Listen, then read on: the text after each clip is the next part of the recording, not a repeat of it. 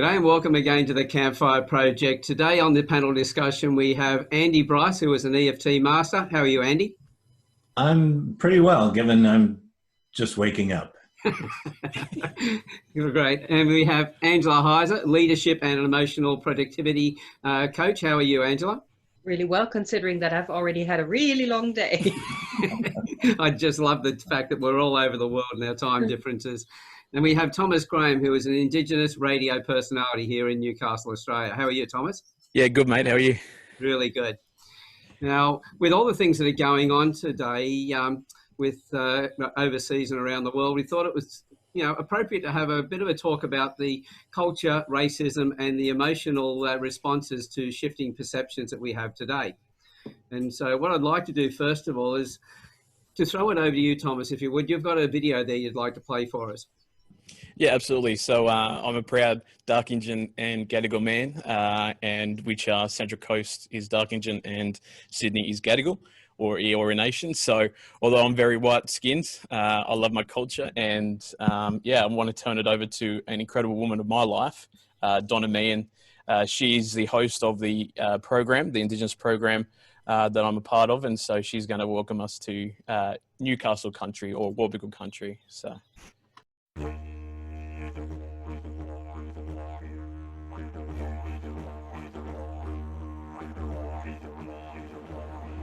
Morning, Yama, Mirambina Kawiti, Baji Yanting, Talawala Naranga, Wachi Jubu, Bimba. I say good morning, welcome friends. Come here, all of you sit down and listen as we speak the truth here in this place, Newcastle. I acknowledge God, our Heavenly Father, His Son, Jesus Christ, and the Holy Spirit. I acknowledge that we are meeting, living, working, worshipping on the land of the Wabakal and Warramai country.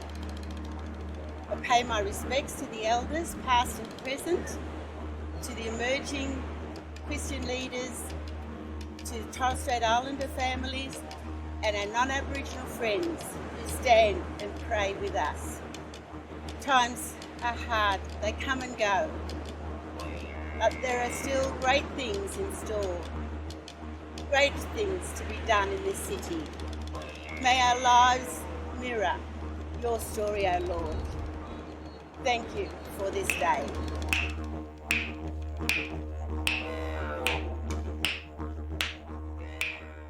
It's really good. So we'd like to start the conversation off, and if I may, Angela, can I throw it over to you to get us started on this one? Sure. So we're talking about culture, shifting perceptions, racism, because at the moment, my sense is that there are just so many emotions out there that are also, because we are looking at things in such a different way, things that were normal, whether they were functional or not, that is a whole different question. But they were the way we saw reality. And now a lot of people are realizing that that's not really what's the truth anymore. This is not really what we're living anymore. And there's a lot of shifting, either from resistance, but also from acceptance, that really throws people. And so there are a lot of emotional responses out there. I mean, there things are being burned down, but on the other hand, people are uniting in ways they have never united before. There's a lot of community happening, social distancing or not. Again, there are so many things that are coming together at the moment. And I think the old Chinese curse, may you live in interesting times, has really come true. It certainly has had that effect on us. Now, but what are things like over there in England for you, Andy? Well, I live a couple hundred miles now. We just moved further away from London. And so we're fairly remote from these large gatherings. I think you can see the conflict. We had right-wing group defending statues that no one wanted to tear down. The emotional reaction is, as Angela said, profound and deep, not only in outrage and working to change, but also it's triggering the defensive and really showing people up for who they are. I grew up in Canada on the West Coast, surrounded by Indigenous First Nations peoples, and I saw how they were treated, and it's just shattering. It's it's unique to North America. It's not the same as other Indigenous populations, but they have been abused, and Black population is not the only group that have been suffering. You don't see that here, but here it's mostly one group. How about with you, Thomas? With being an Indigenous man, what have you been noticing? How are you seeing things? I'm quite lucky in the sense, before I answer that question, I don't want this space to feel that we need to say the right thing. Let's just say what we feel that we need to say. And like viewers, like we're here just to have a raw, real, open discussion about what's going on, you know, because for too long, people have been comfortable with the ideal that posting something on social media is all that I need to do. We get comfortable with that ideal. So speaking out is very countercultural, it's very different. And so we're not going to say the right things. We're not going to say, or we're hoping to not say the wrong things. But yeah, so for me as an Indigenous male, I never grew up in my childhood in or around my culture. Over the last 6 years, I've had the pleasure, or 6 to 10, to learn and fall in love with my culture. As you can see, I'm a white male that was born into an Australian family, a mixed Australian family. And to add or break the perspective even more, I'm a Christian and I love Jesus. And so it's very different for that a white Koori to be like that. So there's been a lot of hope produced over these last few weeks, which has been very encouraging. But also coming with that, there's also been the increase in people's voices that don't agree with that. And that's okay. That's their decision. I'm still going to love them for them. And so I know that we live here in Australia, we live in a democracy. And so we have the freedom of free speech, or freedom of speech. So I think when we start to attack individuals for what they've been saying or what they're saying, we start to go down a very bad path. And so I've focused more on the positive side of it more than negative, because that's how I want to see my culture.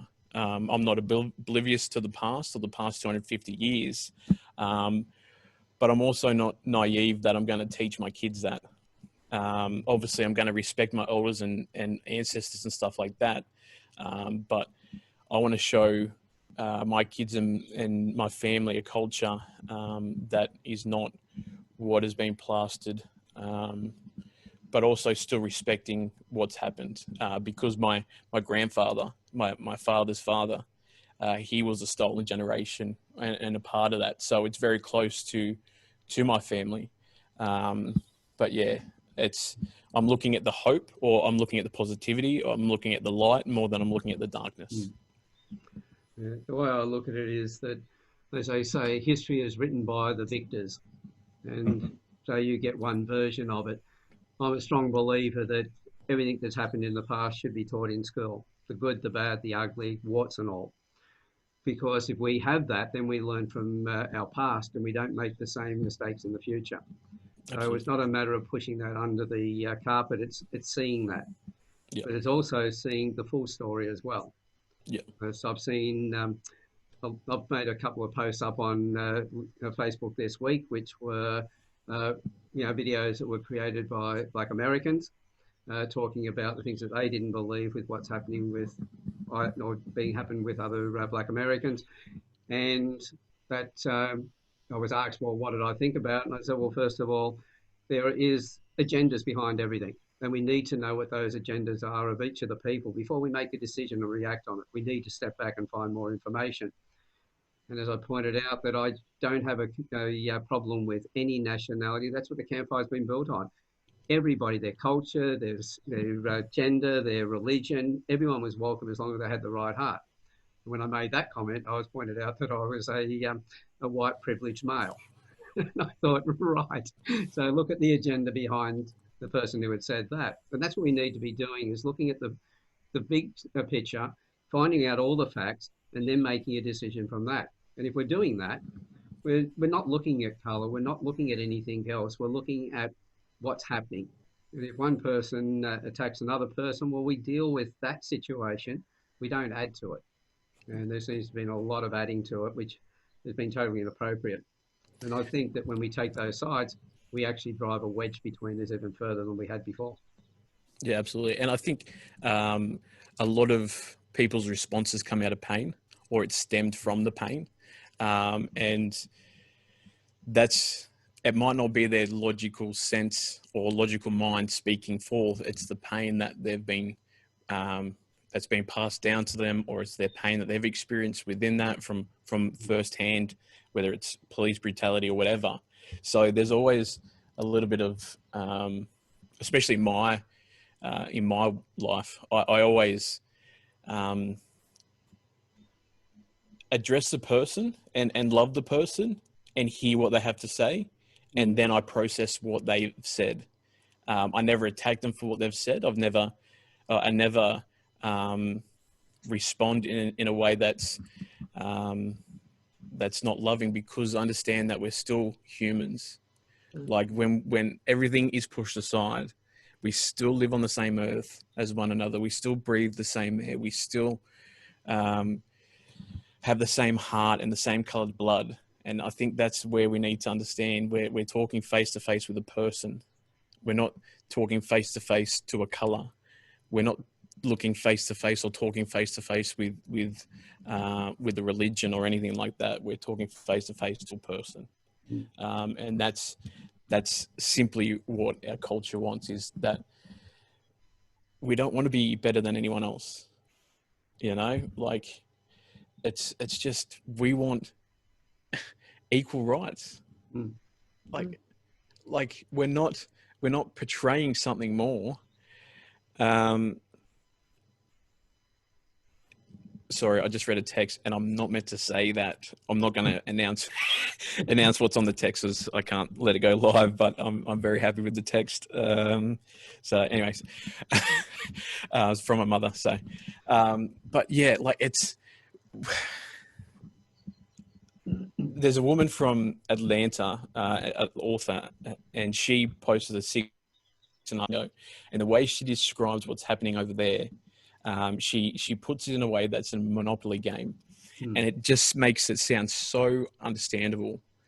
And yeah, I don't want to keep going because I keep ranting, but I want to hear from Angela and Andy more than myself. But you know, it's just, we just want equal rights. We just want to be like you. Like, we just want you to see us like you see yourself, you know, like as a human, as a person. Yeah. When you say, not as an aging, balding, shiny, white-headed guy. almost to the stage of an American Jesus. The halo is slipping though. Yeah. We moved and it even went down further. I think it's a contradiction in terms of American Jesus, but anyway. Yeah. There we go. But that's the thing as well. I think when we talk about you, us, things like that, I think we seem to be talking about, you know, the full culture. Because when I talk about me, I can only talk about me. When I talk about us, I talk about the people who were around me at that time. I can't talk for the rest of the population. There's 7.7 billion people on the planet.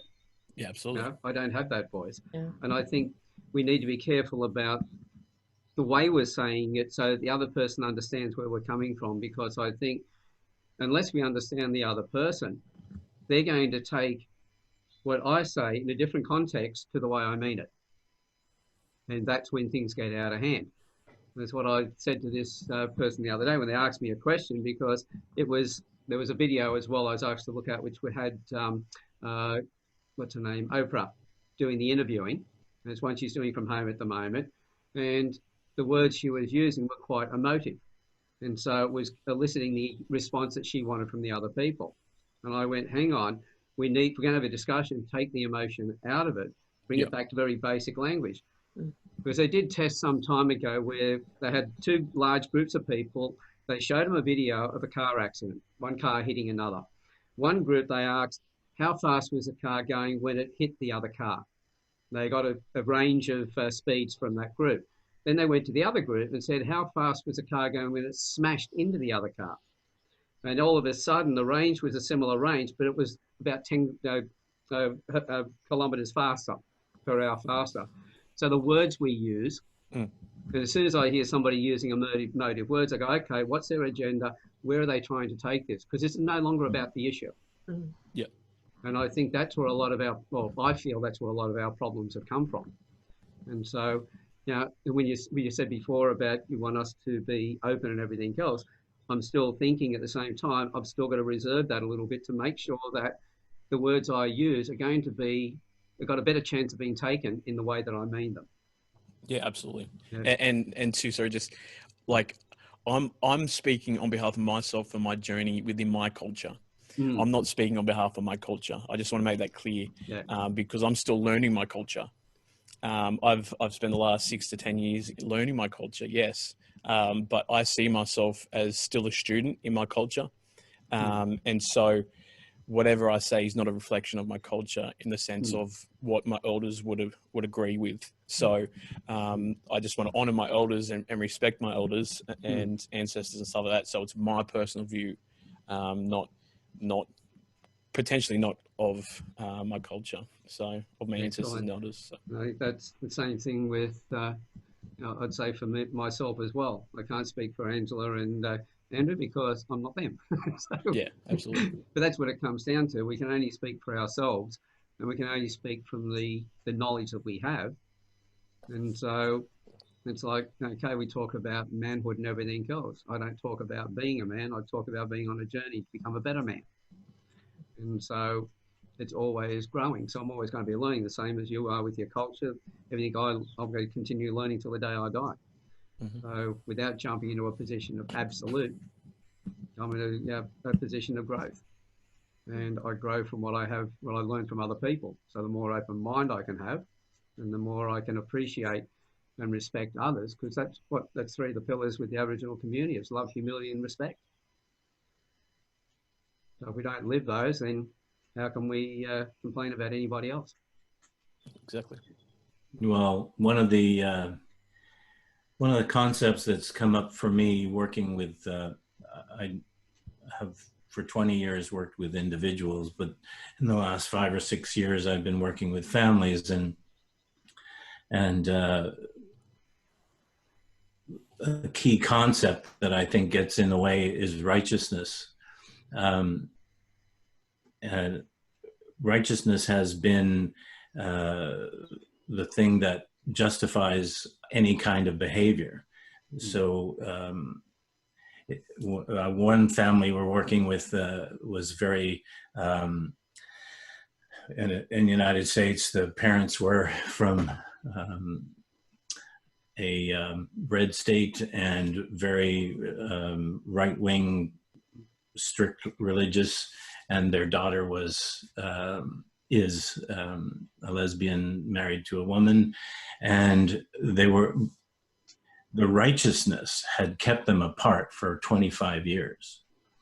But when they put that down, and it was both sides, it wasn't, there was this liberal righteousness about how wrong the parents were, and it just kept them apart.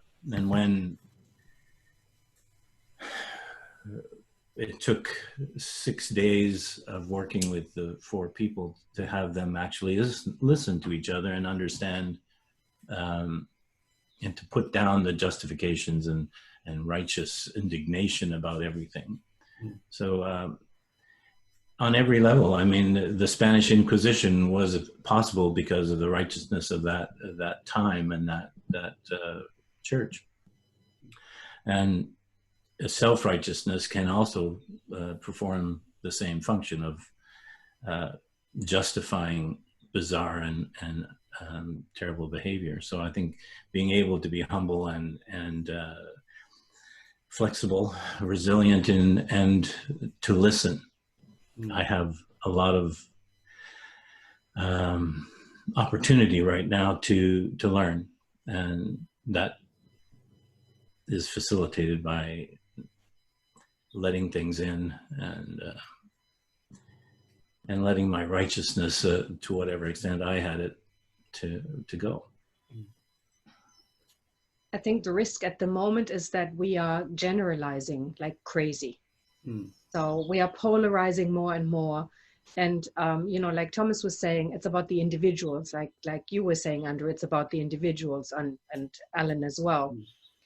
And we are, and I have been, and again, I can only talk about my own personal experience. I was trained as a historian, and specifically in cross-cultural history. So I have worked in a history project in New York Chinatown, where I was the only Caucasian, and we worked with Black history projects, and you know, and I was literally the only Caucasian in many of these places. Then I moved to Asia, and I was the only Caucasian working in a company with 65 people. And I would never say, just because I have been on the receiving end of racism as well, because it's not reserved to white people. It's everybody has the ability to be a racist. And I would never say, ooh, Chinese people, Black people, or you know, blue people are racists. It's the one person who's in front of me, the one person who is judgmental, or who's you know, what did you say, the Andrew, what did you call that, the word, oh God, I'm losing my words. Sorry, it's been a long day. The righteousness, or thank you, the righteousness. You know, that when people get together and they come from that place of, I own my prejudices, but in the most positive way, because you know, I have been either the victim or I have been the aggressor, but doesn't matter. I own this things, and I generalize it into, you know, into groups of people. It gets very difficult. So that's why I think it's really important that we just say, this is the person in front of you. See the person who's in front of you, and stop buying into the everybody is like this. But I mean, I'm not sure how we're going to do that, because media is just so great at stirring things up and saying, you know, when one person does something, it applies to a whole bunch of other people. You know, the media is obviously not helping with, you know, the media's role is to sell advertising, and you do that through sensationalism. So we're always going to have that side of things. But it really comes back to not what everybody should be doing. It's really, well, what should I be doing? And that's the only person I can look at. And, you know, if I have got an anger at one person, then I take it out on that group of people, then I've got to ask myself, well, how does that serve me? Yeah. What am I really getting out of that? And one of the things I've been looking at a lot recently is secondary gain. There's a number of people who have gone through something and then hang on to that because they get another gain out of that. It's like, you know, if you feel that everyone's against you and everything else, and you stay in that position, then there is a secondary gain that you get out of it. And I just look at it and say, how does this thing really serve me? If it's not serving me, then I need to get rid of it. Or if that secondary gain is keeping me locked down, then I need to get rid of that. So if I'm angry at a person, that's fine. I can be angry at that person because there's a reason for it. But don't take it out on somebody else, and don't manipulate it. And don't go looking for other people who have got the same sort of argument, because that just justifies, and that's what we're looking at, what I think a lot of people are doing, looking at justifying the biases they've got. Those, you know, well, I've lost the word as well, that Andrew had used a moment ago, but they're hanging on to that one thing and then looking for other people who are in the same state of mind. So it justifies them to stay in that position. Well, there is something called emotional contagion. You know, so if we have an emotion and we keep having it, I call this fogging. You know, we can affect a lot of other people. And as you said, if we've got secondary gains, or as I call, you know, we can become victims. We can become professional victims, and people buy into it. And then I love this, because I reserve this for my client. When my clients have their their moments and they go, oh, life is just too hard. You know, I go, oh, would you like a drama queen tiara with that? But we can do that. You know, we can really get into the drama, and then things get completely they just lose proportion. You know, and I think we need to get back into the proportion of, you know, one thing that happens to one person doesn't mean that it's justifying behavior towards a whole group of, you know, like a part of the population.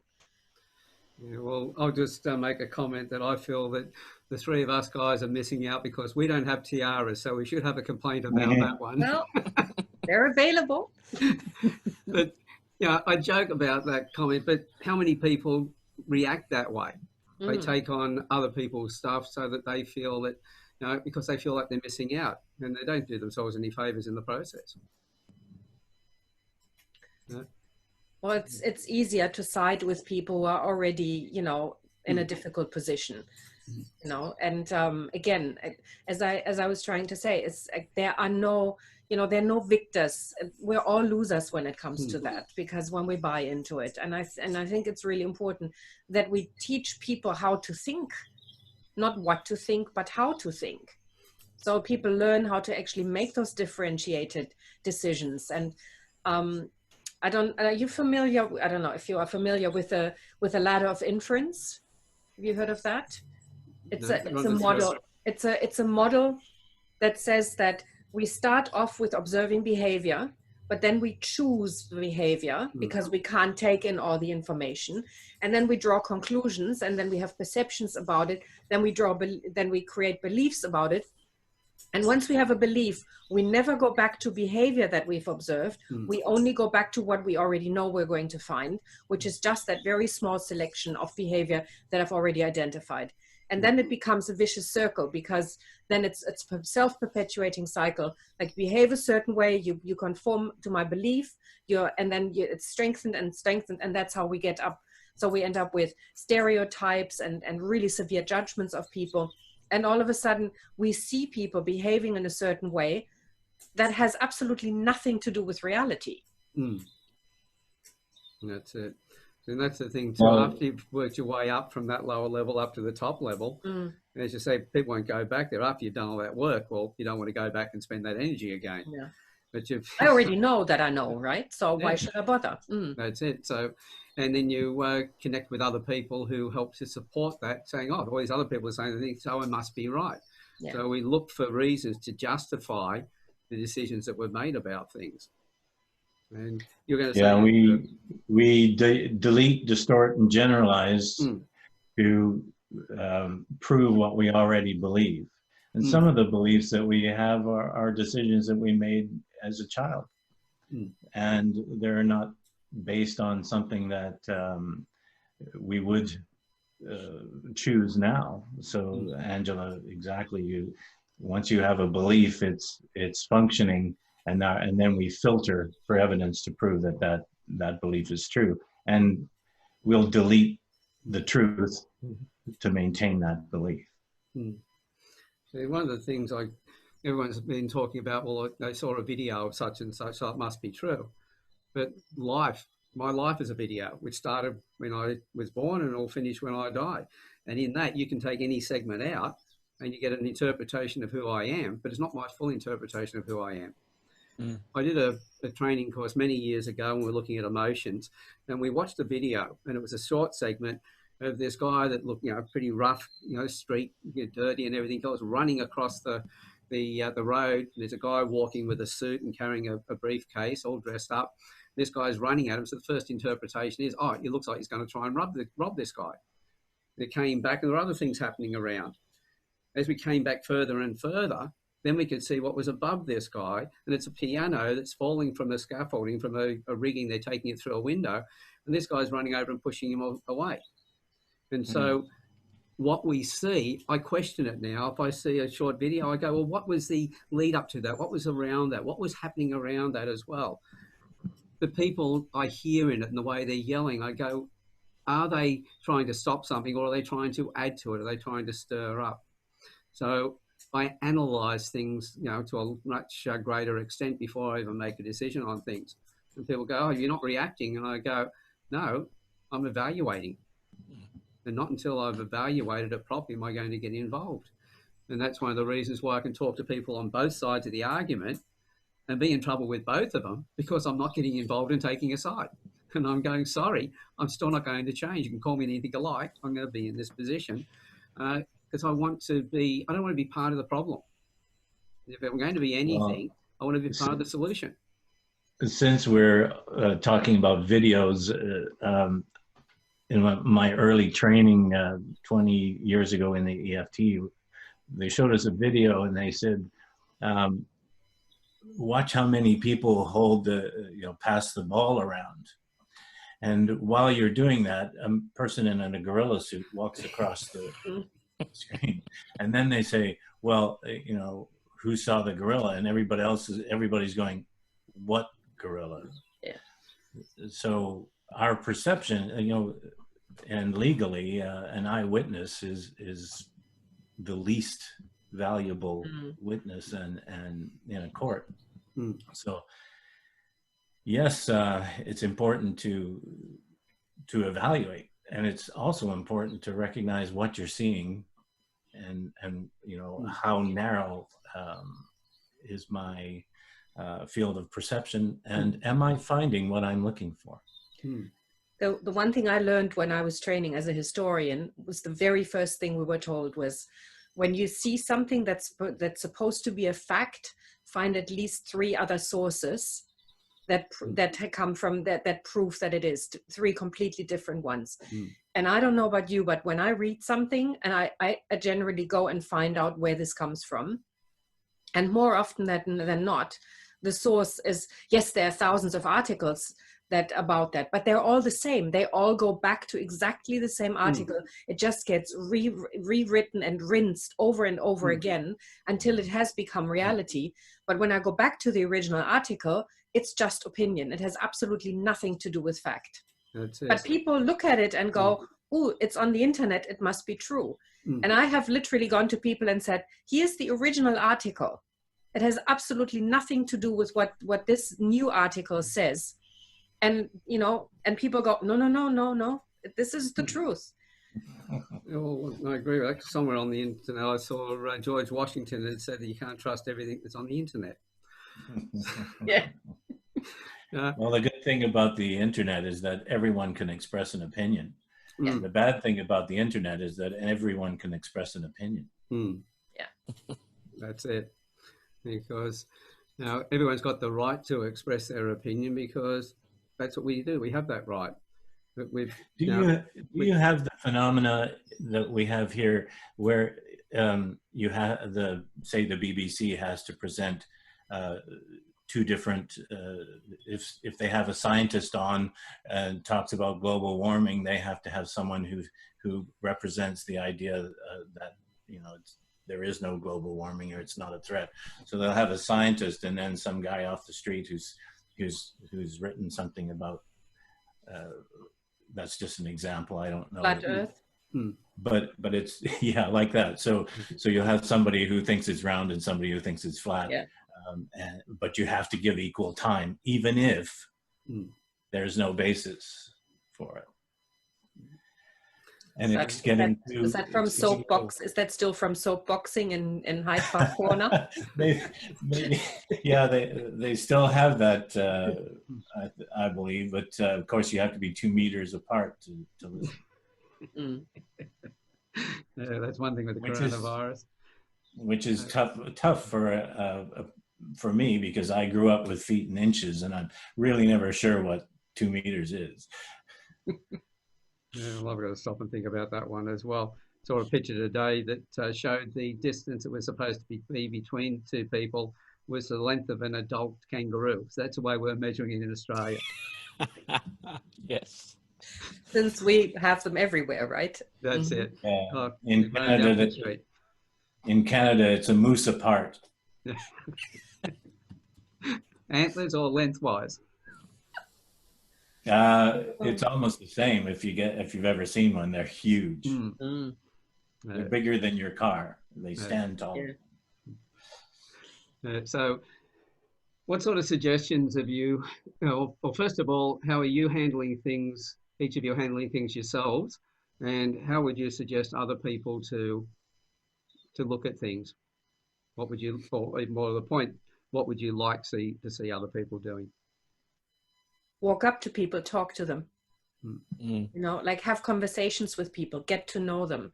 They had a really great ad for Heineken beer some time ago, where they got two people together and they told them to just have a chat with each other. What they didn't tell them was that they both came from the opposite ends of the spectrum. So there was, for example, there was a gay person with somebody who was absolutely, homophobic.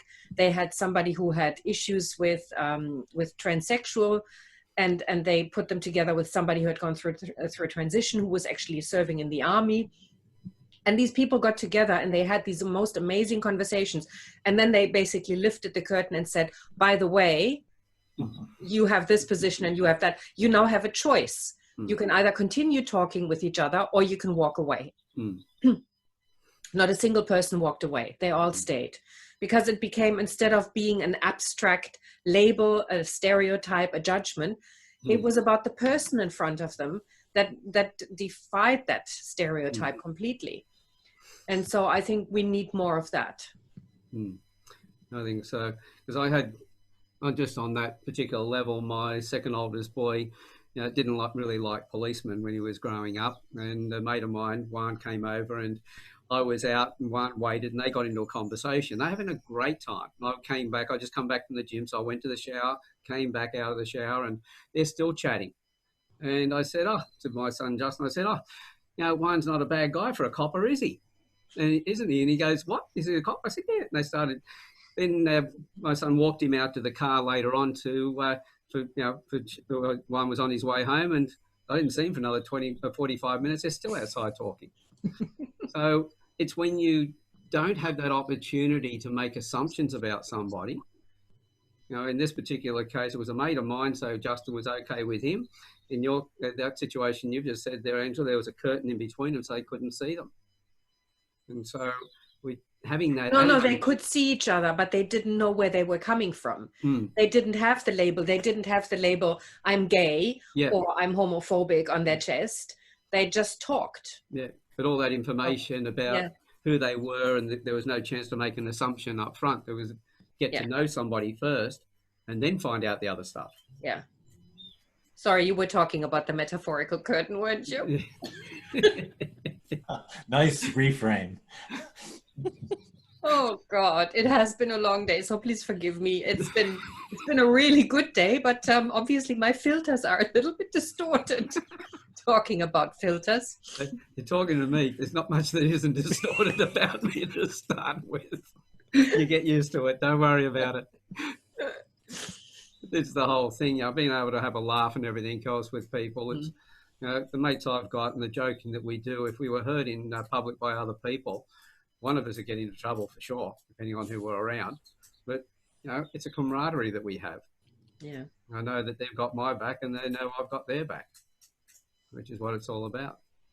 Andy, you about to say something there? I think one of the things one word that stood out for me, I think from Angela, was assumptions. And we make assumptions and then project them upon people, and that's really what seems to be going on. If there was a little clip from the news yesterday and that's a huge black man carrying a white guy out of a crowd, and he was saving his life. They were, the white guy was there as a right-wing activist and this fellow was saving his life. And I thought, that's going to break your assumptions. You cannot that's it. Predict. And yet almost you see someone and we all do it. We all because sight is the first thing we're going to do. We're going to see someone, and then we begin making assumptions right away. And so learning what those assumptions by default are and then deciding whether they serve or distract or detract from your experience and from the world. I just feel like Well, our modern surprising. Sorry? The truth can be surprising. Well, it's constantly surprising. That's what's the great thing, is because most of our assumptions are lower than what the truth is. And it's based on things like our modern culture assuming that we're more advanced and smarter, and yet I wish I could agree with that. Yeah, no. Every indigenous population, the population that in Vancouver before white men arrived, lived there without destroying the environment for 14,000 years. And in less than 200, we had basically effed it, polluted it, paved it. How intelligent are we? Well, that's it. There's an assumption that should be broken. Well, listening to a book on what's called Sapien. I was listening to the audio book on it. It was talking about the number of different cultures that have been on the planet before, that coexisted, etc., and how long they had been there, and how long when I look at our society, we've only been on the so many 4,000 or 5,000 years, but I don't think we've got another 1,000 to go the way we're going. No. Now, there's not many more generations after us that are going to be in this particular form. I think there'll be another animal that's going to take over, because we're losing it at a very rapid rate. The faster we've got more technology, the faster things spiral out the door.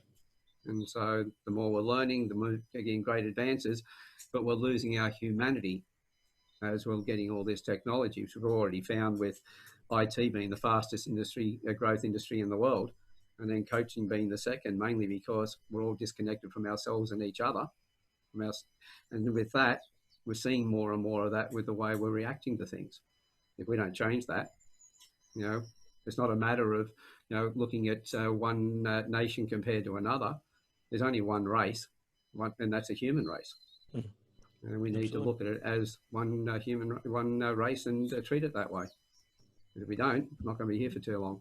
And we need to urgently include Earth in that category. We need to start treating Earth like a race that needs to be included, because we're killing her. Yeah, well, if we don't look after it, this is what I keep hearing people saying, we've got to save the planet. And I go, no, we don't have to save the planet. We've got to save us, because if we do, the planet will survive. It's already shown that with the COVID situation, when we had all these people, staying inside. We saw what happened in Venice, to see through the water and all the rest of it. The planet will recover real fast. What we've got to do is educate people. We have to save it for us, not save the planet, but save us. And if we do that, then the planet will be saved straight away, because we're doing the right thing. We won't be raping and pillaging it the way we have been. Well, the planet survived the dinosaurs being wiped out, and they've been around for 100 million years. The planet's going to survive whether we survive or not. So I think it is about us. Yeah. Well, let me rephrase it then. I think we need to give Earth the respect so that we can be supported back. Exactly. Yes, exactly. And I think indigenous populations are perfect examples of stewardship, where we are just cut it up, crap on it. We're just being the gluttonous neighbours or relatives that landed at the home and just ate everything in the fridge. Yeah, and I think, with Alan, you talked about COVID and Venice and all that, but let's go for Australians. Let's go before that. What happened before COVID? There was the biggest bushfires we've ever seen on the East Coast, and all over the country.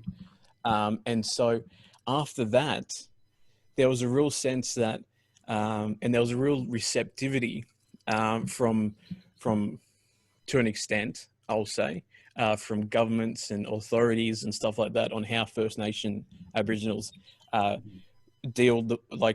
after the land, preserve the land, instead of what we're seeing with the burns that are going right to the tops of the trees because of the mismanagement of land. Aboriginals you go into a place, into areas that Aboriginals maintain. They do what they call cold burns, and the smoke and the blackness of trees only goes a portion of the way up. And so what it's doing is it's killing what doesn't need to be there, all that heavy brush that is prone to higher heat and stuff like that. But it's allowing the actual native plants of the earth to rejuvenate back into a beautiful plant. And so that then creates, because it's a cold burn, it creates trees and plants and rebirths that to that climate. It's not a hot burn that it needs, it's a cold burn. And so like that in itself, the question, and we have quite a vast landscape in Australia, and it's quite hard to manage every inch of land. So, but First Nations, before Captain Cook come and landed 250 years ago, Aboriginals, First Nations were doing it for 60,000+ years. Like That's it. Yeah. it's, why will we not listen to, like, for me now in today's world, why will we not listen to someone that's been doing it for 60,000+ years to then us take, to post Cook governance, right? To doing it the way it is. Like, it's killing us. Yeah. Right? Alan, you talked about we're losing stuff. We are. We're also losing lives. Yeah. Right? And that's the number one thing that needs to stop. Whether that's lives in custody, right? 433 black lives died in custody, right? One of them, was killed by a sock in custody, right? And obviously there was a lot of, I'll take the emotion out of it, sorry. But like another one died in the back of a police vehicle because they drove from one police station to another, right, in the outback in 40-something degree heat. Now the police officers had their air conditioner on, but nothing in the back, right? So the 45-minute trip, or however long it was, from police station to police station, was too long, and was long enough for the person to die in the back of that car. So like, but not only that, in the bushfires, we lost lives in the bushfires, and the fire is not it's not discriminative. It doesn't choose who it's going to kill or who it's going to burn. Like, we as people need to get out of the way. That's our responsibility. If we want to live, get on your bike and let's go, you know? So like, we're losing lives, and whether that's from physical stuff that we can see, or whether it's the suicides or the mental breakdowns or anything, the domestic violence and stuff like that, we're still losing lives. And like, hearing from the people that spoke at the protest here in Newcastle, like, it's sad that we're still having this conversation now, but I'm happy that we're having the conversation so that we can start the dialogue to change, you know?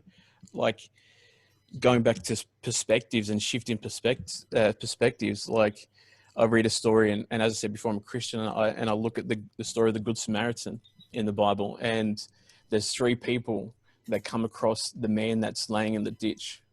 There's 3 people. The first one, if I looked at it, would be the one I would predict or suspect should be the one to look after it, but it wasn't. It was a religious person that crossed the street and walked on the other side, right? That's a perspective changer, right? Because in my Christian walk, I've learned to love God and love others the way that I love myself. Like, but the religious person crosses the street and walks the other side. So like, but then the Good Samaritan comes along, and it says that he had mercy and compassion on that person and picked him up, like, put it on the back of his ass or his donkey, and puts him in an inn, and takes care of him, throws money to the person that's looking after the inn, and says, I'll be back and take care of him. Whatever he needs that I haven't paid for, I'll pay when I get back. You know, that's, I can do that. You know, if someone's on the side of the road, dirty, doesn't matter what he's looking like or what they're looking like, doesn't matter the color of their skin, right?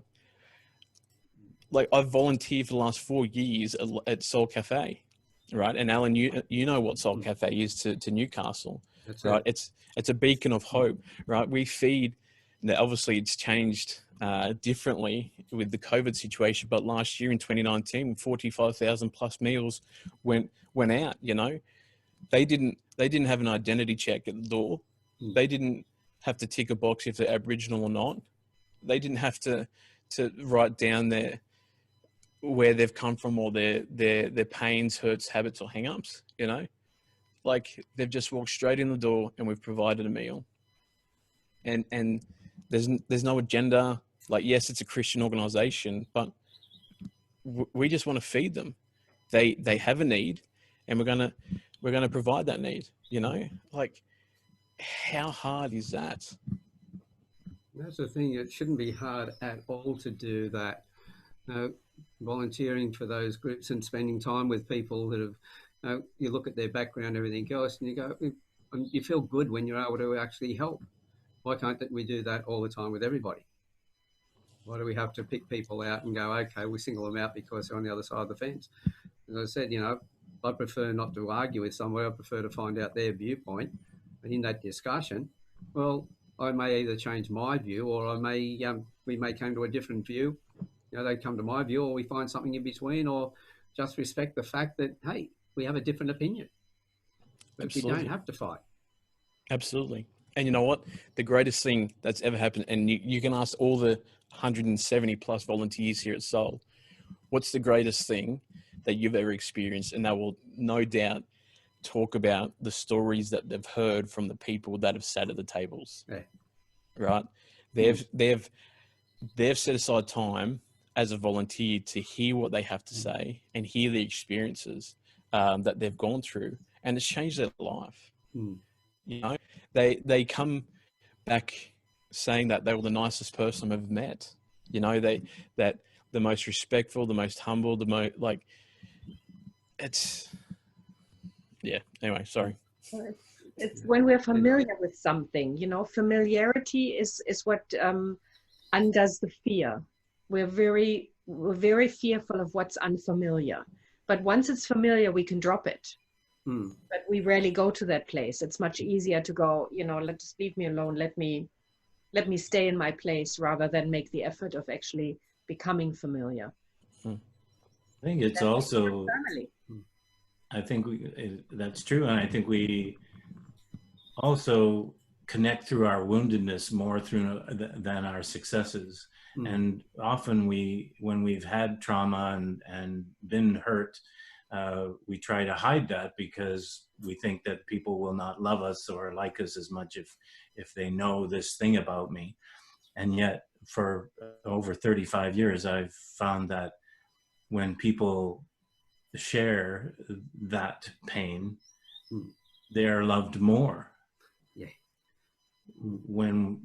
So creating an environment where we can share, Thomas and the Soul Cafe is one of those places where people can actually feel safe to expose the things that they are embarrassed about, ashamed of, things that they keep hidden. And when they open them up, they're often shocked by the positive response. And I think the more we can do that, the more we can create the opportunity and the safety for people to share their woundedness, the stronger we will be as a race. That's it. Because every man and woman who's told their story on the Campfire Project and the adversity and everything else they've been through, they've just come across as such really strong people, and we've learnt from them. the number of times in my life my paradigms have been, kicked to death, completely crushed and everything else, have been absolutely fantastic because I've walked away with a brand new experience. And I think the best comment I could ever make to anybody, I won't say advice, but a comment would be, if you have paradigms, let them get frayed a little bit, or broken up, then test and see what's on the other side of that paradigm, because you might be surprised at just what you learn. I was coming back from town hall into Central there one day, and the train I walked into the bottom section, and everybody else had moved away from this bloke. He was obviously from the street. He's in that section. Everybody's way away from it. I just went in. I thought, oh, I'm only going a couple of stops, so I might as well sit there. So I sat down opposite him. Everybody's staring at me because, he's in his rags and everything else, and I'm well dressed. And we got into a conversation. It was one of the most articulate conversations I had. And what he was talking about, I walked away and I thought, I think I might even go a couple more stations. I had to catch my train from Central back to Newcastle. Otherwise, we'd have a few hours. But the conversation was so rich. And if I had just had that belief system that everybody else had, I would have missed that opportunity. I'm a greedy person. There's so much in this life I don't want to miss out on. So I'm willing to put my paradigms and my belief systems aside to stretch them a little bit to make sure I get that reward of life. That underlines the point of judging from seeing and missing the juiciness and the vibrant part of that person because they didn't look the way those people thought he should. So before we wrap it up, any final comments from anybody on any suggestions or ideas you want to share with the people who are listening in? I'm just fresh out of wisdom. I can only reiterate what you just said, Alan. Talk to people. Just sit and talk to people. And again, public transport is a really great opportunity to do that. I have had, like you, I've had the most amazing conversations because I'm ruthless. I talk to people all the time. I just go, hi. Well, if I remember rightly, that you just came up and spoke to me one day. That's how we got to know each other. So she's true. She's telling the truth. And Thomas. There's a lot I could say, and I'm trying to narrow it down. But like from hearing elders, Aboriginal elders and ancestors, it's the number one thing that gets put across is we want you to listen. We don't want you to do anything else. Like, so I would safely say, and as I said before, I'm still a student. And so my mission is to go and sit down with the elders of my culture and the people that are changing, genuinely changing people's lives in a greater way, and to hear what they have to say. Over the last 6 to 10 years, I've fallen in love with my culture simply because of the fact of their joy. When you walk into a room and you see a group of Aboriginal people on one side and non-Aboriginal people on the other side, 9 times out of 10, the Aboriginal group is laughing. The Aboriginal group is smiling. And that's what I see. That's the first thing that I see when I walk into a room. Donna has the most beautiful smile. And every time she smiles, I'm in awe. Because, that's despite what we've gone through as a culture, despite what we're still facing, there's still the priority to put a smile on their face and to laugh. That's our culture. And so when you see that, not with the blinders of what society has told you about Aboriginals, but see them for what, I want to go to culture. I want to go to country. I want to go back I want to go to the Brewarrina fish traps and see and hear about what that actually does and what it's doing and how it's affecting the environment in a good way. I want to hear all that because it's such a very it's a strong culture. And I love it. I love my culture, like my Bible has an Aboriginal drawing on it. You know, like I wear my culture as like my jacket is Aboriginal drawing, and paintings and stuff like that, because my culture has meaning and my culture is beautiful, and that's in my eyes, and that's how I see it. You know, so I don't have a suggestion or advice on the perfect way in how we're going to change systemic racism in the world. I don't have that, and to a degree I don't want that, right? Not that I don't want systemic change in the world. It's just that I don't want the knowledge of how it's going to happen, because I'm going to focus on showing my culture in a joyful way. You know, I've sat with people over the last week and a half that have really, for example, one lady, I'm going to shout her out, Abigail Barnes. She has written a book called Encounters Walks with Faith, but she's starting to write another book that is all about Indigenous culture here in Australia. You know, it's people like that she is not what you expect from someone that's about to write a book of Aboriginality, right? But we need that. We need people to share the stories, and that's all it is. We all have a story to tell. We all have a life that we've lived. We've all experienced stuff in our life, you know, and for 250 years that has been suppressed in Australia, and especially in the schooling system, because that's just the way it's been created. I'm sick, and I'm going to be really honest here, guys, that I'm sick of hearing the statement that the system's broken.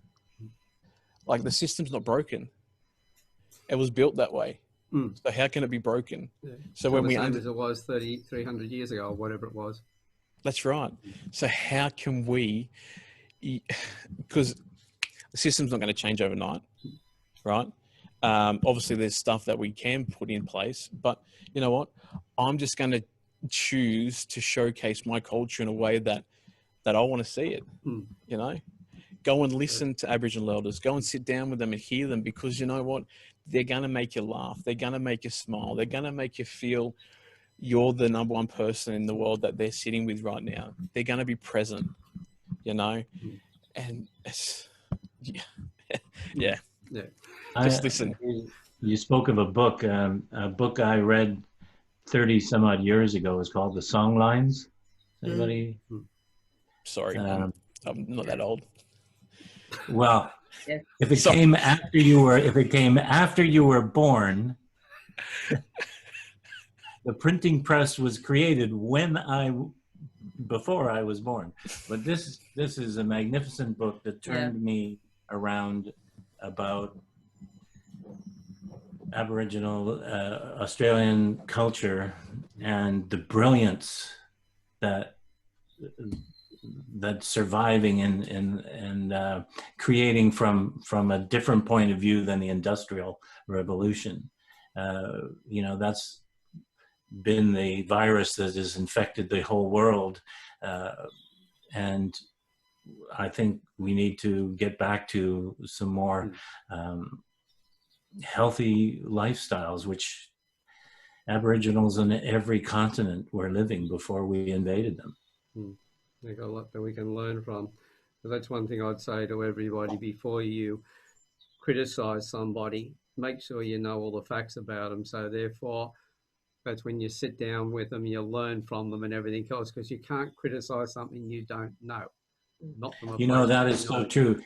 If you walk a mile in another person's shoes, you'll be a mile away, and then you know it's safe.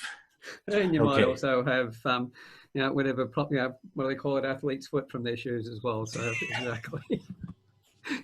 But it is a case of sit it down, get to know the other person, everything else, because you can't judge somebody unless you know about them.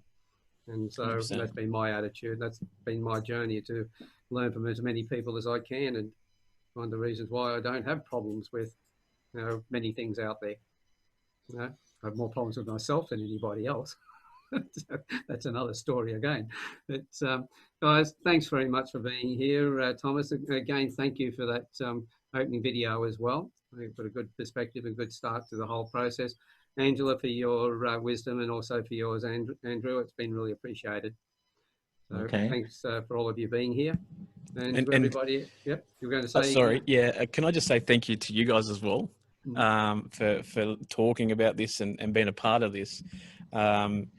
It's refreshing, you know, like, although the situation is not refreshing, but talking about it and hearing other people's opinions and views on that is refreshing, you know, that we can come together, that we can be real, we can say what we want to say, and that's come from a stem of who we are. And I can't take that away from you. And so I thank you for being who you are, and sharing from that. So, yeah. You know, the other day I was talking to one of my Aboriginal brothers, and he was, he just called me by mistake. He was looking for one of the other Allens, and he got me, and we had a long chat. So as I put it to because there are quite a few brothers, sisters, aunties, and uncles inside the Campfire Project. So here's an invitation to all of you to come along and have a chat as well. Share your wisdom with us, because the best way to solve any unrest between people is education. And so the more that you can share with us, the more we can learn as well. And, you know, the racism goes in all directions. And if it's going in one direction, it's also going in the other direction at the same time. And this is how we break it all down, by sitting down. And you know, they used to do before, come together, break bread, because you can't throw weapons around while you're having a meal. So in that restful place, having a chat and learning from each other, talking. As Angela, you had said, having those people from completely different backgrounds, not being told what their backgrounds were, having that all behind the curtain out of the way, but then having that conversation where you find out who the person really is, and your prejudices don't get triggered in the first place. So we're putting our prejudices aside and having that conversation. But anyway, I can go on as well, but I'll call it a quit at that as well. But again, guys, thanks very much for being here. Absolutely. And to everybody else who's been listening in, I hope you get a lot out of it. And as I said, any of the uncles, brothers, sisters and aunties out there who would like to come in and talk more, we'd love to hear from you as well. The invitation's always there. Again, thanks everyone for being here, and we'll see you on the next campfire. Bye for now. Thank you. Thank you. Thank Bye. you.